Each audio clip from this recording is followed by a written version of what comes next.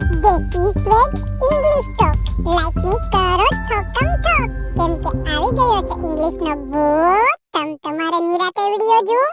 કેમ છો વિદ્યાર્થી મિત્રો? એકવાર ફરીવાર તમારું સ્વાગત છે. તો આજે આપણે યુનિટ નંબર 5 માં જે સ્ટોરી આપેલી છે રોબિન્સન ક્રુસો ડિસ્કવર્ડ અ ફૂટપ્રિન્ટ તેની સમજ મેળવવાના છીએ. તો ચાલો શરૂ કરીએ. બહુ સરસ મજાના ચિત્રો સાથે આ સ્ટોરી છે એટલે સમજવાની ખૂબ જ મજા આવવાની છે. Robinson Crusoe's ship was wrecked in a storm.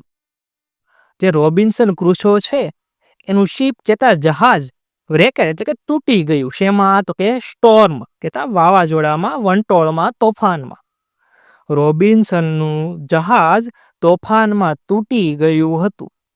He lived alone on an island for many years. એ ઘણા વર્ષો સુધી આઇલેન્ડ એટલે કે ટાપુ ઉપર એકલો રહ્યો. હવે જો આ આઇસલેન્ડ નથી વાંચવાનું, વચ્ચે જે એસ છે એ સાયલેન્ટ છે, આઇલેન્ડ. હી લોન્જડ ફોર કંપની. લોન્જડ ફોર એટલે કાંઈ ઝંખના થવી. એને સાથની ઝંખના થતી હતી. એટલે કે કોઈક સાથે હોય તો કેવું સારું એવું. Let see what he experience.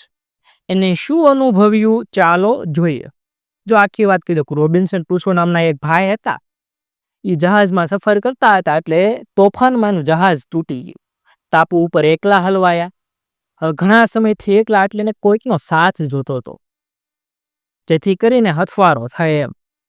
હવે આ ટાપુ ઉપર એ એટલા સમય એકલા રહી, આ દરમિયાન એને શું અનુભવ્યું એ અહીંયા આપણે જોવાના છીએ. જો તમે બાજુમાં ચિત્રમાં જોઈ શકો છો કેવી રીતે રોબિન્સન ક્રુસો એકલા એક ટાપુ ઉપર ઊભા છે. જોઈએ આગળ. One day Robinson was walking towards his boat. એક દિવસ રોબિન્સન એની બોટ તરફ ચાલીને જતો હતો. He saw a human footprint on the sand. એને સેન્ડ કહેતા રેતી ઉપર માનવ પગના નિશાન જોયા. જો બાજુના ચિત્રમાં તમે જોઈ શકો છો. હી સ્ટૂડ અમેઝડ. એ આમ કહેવાય ને તો આશ્ચર્યચકિત થઈ ગયો. He became curious.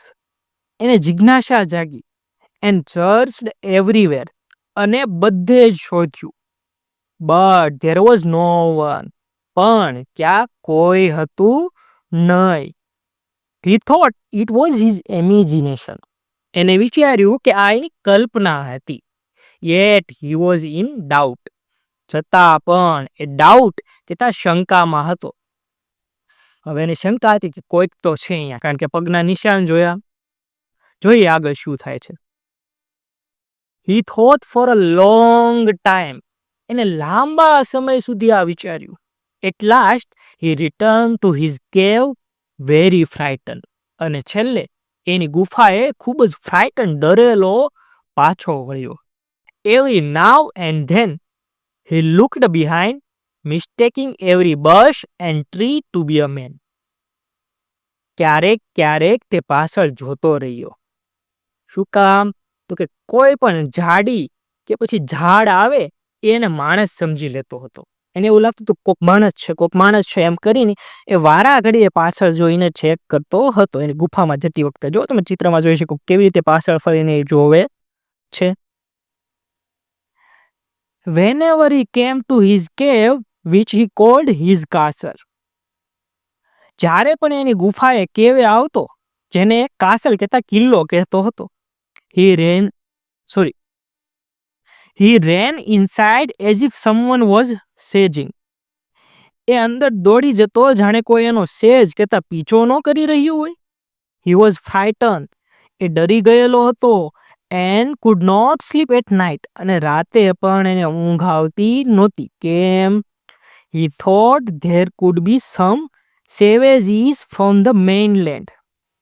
કારણ કે એને એવું લાગતું હતું કે મુખ્ય જગ્યા ઉપરથી, મુખ્ય ભૂમિ ઉપરથી કોઈ સેવેજ કહેતા જંગલી હોઈ શકે છે. They may be wandering on that island. તેઓ તે ટાપુ ઉપર ભટકતા હોઈ શકે. એટલે હવે એને ડર હતું કે કોઈક જંગલી હશે તો. એટલે એને ઊંઘ પણ આવતી નહોતી.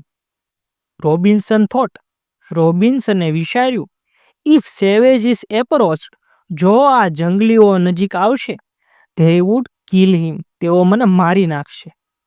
This scared him, અને આ વિચારે એને ડરાવી દીધો. He prayed for his safety, એ સુરક્ષા માટે પ્રાર્થના કરતો. By doing so, he got comfort and again went to investigate. આવું કરીને એને કમ્ફર્ટ, આરામ મળતો, સાંત્વના મળતી, અને ફરીવાર વેન્ટ ટુ, જતો. શા માટે? ઇન્વેસ્ટિગેશન માટે, તપાસ માટે. Even now, as he went forward, he looked behind frequently. અત્યારે પણ જેમ જેમ એ આગળ વધતો જાય તે વારંવાર પાછળ જોતો હતો. ફ્રીક્વન્ટલી એટલે કે વારંવાર. He was still very frightened. એ હજુ પણ ખૂબ જ ડરી ગયેલો હતો. જો બાજુના ચિત્રમાં જોઈ શકીએ છીએ કેવી રીતે જંગલમાં એકલો છે અને ડરી ગયેલો છે Robinson ક્રુસો. As the days passed and he found nothing. જેમ જેમ દિવસો વીતતા ગયા એને કાંઈ પણ મળ્યું નહીં. He became a little bolder.